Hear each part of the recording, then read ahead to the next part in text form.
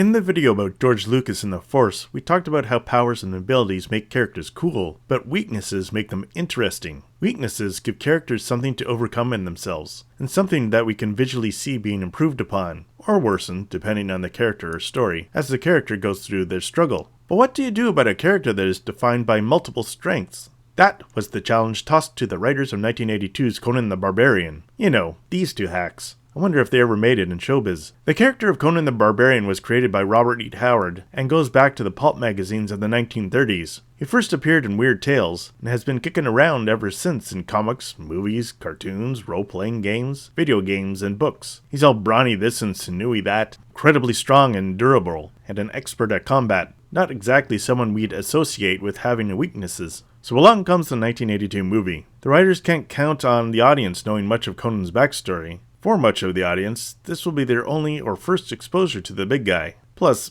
you want to tell a rip-roaring story in and of itself. How do you make a guy with no real weaknesses interesting? I gave you a hint with this image in the Force video. Conan is a physical specimen, and has been for most of his life. He doesn't really have any physical weaknesses. So the writers went with a different kind of weakness. They made him lonely. The whole movie could be retitled Conan Makes Friends, or to be a little more precise, Conan makes a friend and gets a girlfriend. Not as catchy as Conan the Barbarian, but what are you gonna do? Right off the bat, Conan's father delivers this advice. No one in this world can you trust.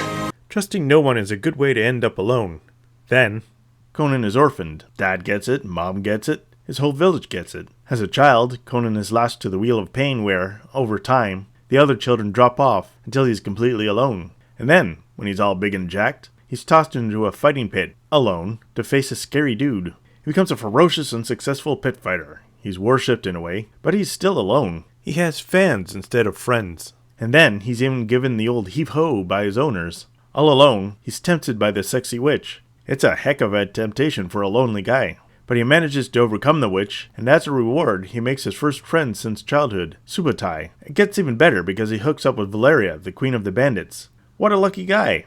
Things are finally coming up Conan. But here's the problem. Conan now has the thing he needs, friendship and love, but he doesn't have the thing he wants, revenge against the snake cult. This is an honest to goodness, the real treasure is the friends we made along the way story. The question becomes, will Conan risk his friends by continuing after his revenge? This question, which is born from Conan's weakness of loneliness, is what makes Conan the Barbarian a tragedy in the end, because Conan chooses to go after what he wants instead of staying put with what he needs. He does end up whacking the mean old Thulsa Doom, but it comes at one heck of a cost. He gains the kingdom, but he loses his friend and his girlfriend, which gives us this iconic end shot of a lonely man on a throne. In terms of wants, he's gained riches, but in terms of needs, he's right back where he started. Except this time, it wasn't some outside villain that took his people from him. This time, he's the reason that he lost everything he cares about. And all of this came about because the writers recognized that a character that is all strengths isn't really much of a character at all.